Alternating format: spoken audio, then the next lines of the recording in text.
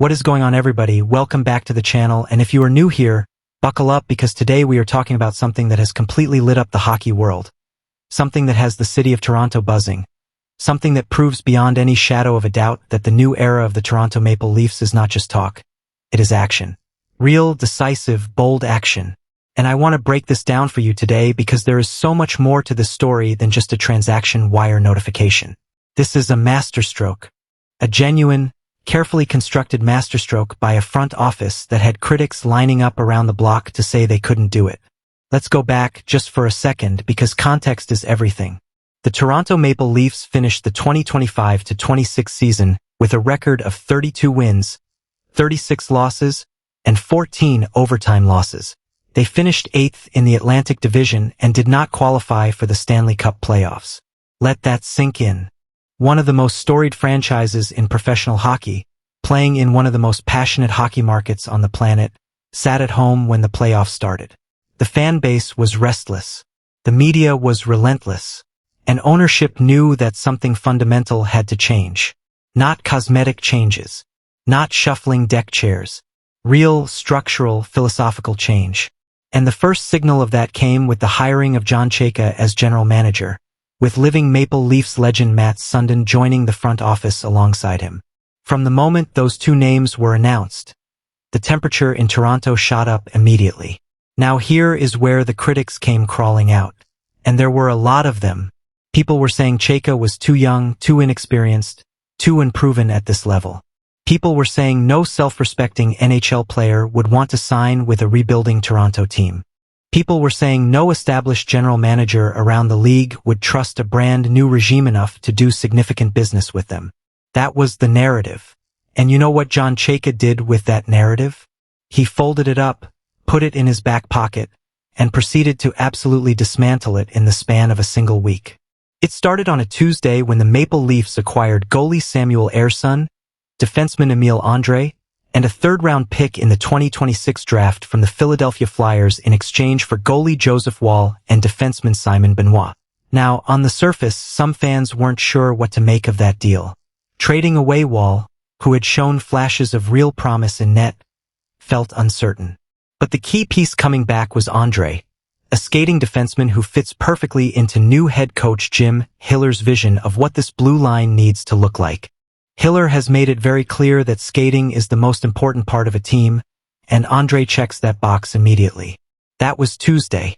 Then came Friday morning. And Friday morning is when the hockey world woke up to something nobody fully saw coming, even though in hindsight it makes complete and total sense. Darren Raddysh was traded to the Toronto Maple Leafs by the Tampa Bay Lightning in exchange for a 5th-round pick in the 2026 NHL draft. The 5th-round pick. That is pennies on the dollar for what Toronto is getting here, and we are going to dig into exactly why in just a moment. As part of the sign-and-trade move, the Lightning signed Raddysh to an 8-year, $68 million contract carrying an average annual value of $8.5 million and sent him to Toronto. Now I want you to think about that price of admission for a second. The 5th-round pick. That is the cost to acquire a player who was ranked the second-best unrestricted free agent available in the entire NHL this summer. The second best. And Toronto locked him up before he ever hit the open market. In Daily Faceoff managing editor Matt Larkin's top 50 NHL UFAs of 2026, Raddysh was ranked number 2 overall. Number 2. Imagine the bidding war that would have erupted on July 1st if this player had reached free agency. Teams across the league would have been throwing money at him. Toronto would have been competing against every contender and pretender in the NHL. The price would have gone up, the term would have gone up, and there was absolutely no guarantee the Maple Leafs walk away with him. But they did not let it get to that point. Chayka admitted the deal came together quickly, but noted that the opportunity to secure what he called a top free agent before the market opens is an organizational win. That is the definition of working smarter, not harder. So who exactly is Darren Raddysh and why is this such a significant acquisition? The 30-year-old had career bests in goals with 22, assists with 48, points with 70, and a plus-minus rating of plus 21 in 73 games with Tampa Bay last season. And he immediately becomes Toronto's quarterback on the power play, where he scored 10 goals in 2025-26. 10 power play goals as a defenseman. Do you understand how rare that is? Radish tied for 6th among NHL defensemen with 26 power play points and led the entire league with 10 power play goals. He led the league. He was the best power play defenseman in the entire NHL at finishing. Not in the top 5, not in the top 3. Number 1. And the timing here is not a coincidence. When Chayka was hired, he immediately prioritized an improvement on defense for a Maple Leafs team that finished 31st in goals against with 295 goals allowed this season. Dead last. The worst defensive numbers in the whole league. So what do? You go and get a defenseman who was literally the best power play point scorer in hockey last year. You restructure the entire back end. You make it a priority from day one. And that is exactly what this new front office is doing. Now here is the part of this story that makes it even sweeter for Leafs fans. Radish is an offensive-minded, puck-moving defenseman who joins his boyhood team, earning the largest contract of his career, and has the chance to be the reason that the Maple Leafs power play gets turned around. This man grew up watching the Maple Leafs. He is a Toronto area native. He did not need to be convinced to come here. He wanted to be here. And that changes the dynamic of the entire relationship before a single practice has even been held. When a player wants to be in your city, wants to wear your jersey, wants to succeed in your market, that matters. That is not a small thing. Culture starts with players who genuinely buy in, and Radish bought in before the ink was even dry. Chayka revealed that he has tracked Radish since the defenseman's time in Erie of the Ontario Hockey League, having watched him firsthand in practices and games during Chayka's time with the Arizona Coyotes, when Dylan Strome was also there. This is a player Chayka has believed in for years. He tried to sign him coming out of juniors.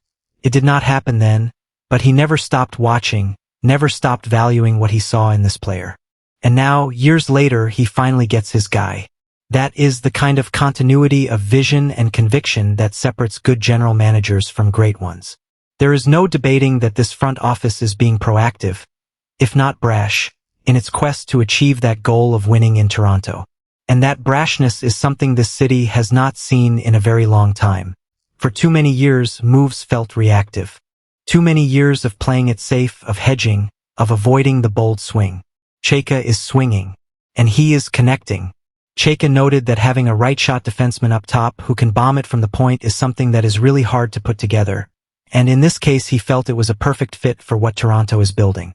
The shot is described as a genuine weapon, not a nice-to-have, a weapon.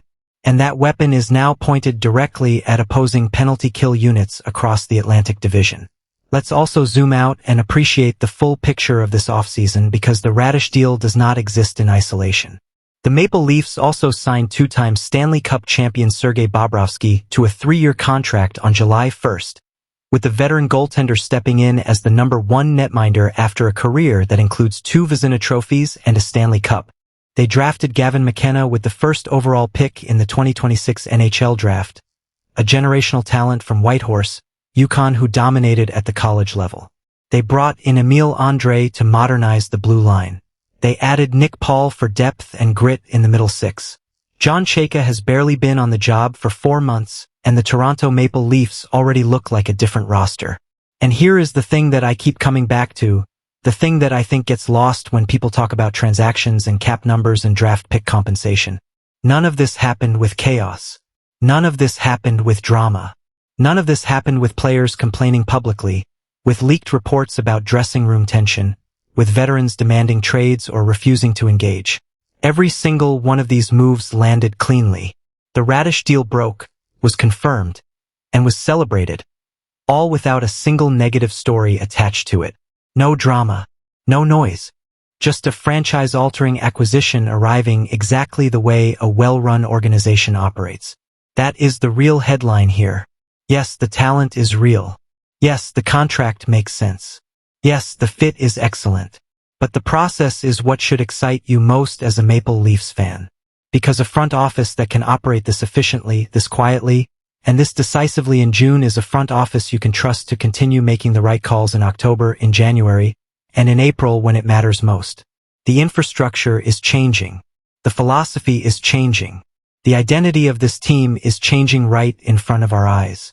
Toronto has not had a player who leads the league in power play goals from the blue line in a very, very long time. They have not had a general manager move this swiftly to address the most obvious weaknesses on the roster. They have not had this kind of genuine organizational clarity about what the team needs to look like and then actually gone out and built it. Something is genuinely different this time around, and the Radish signing is the clearest proof of that yet. So if you were one of the people saying John Chayka could not get it done, could not attract elite players, could not command the respect of other front offices, well, you now have your answer. The 5th round pick. That is what it costs to get one of the most productive defensemen in the NHL locked up on an 8-year deal before free agency ever opened. No bidding war. No drama. No headline controversy.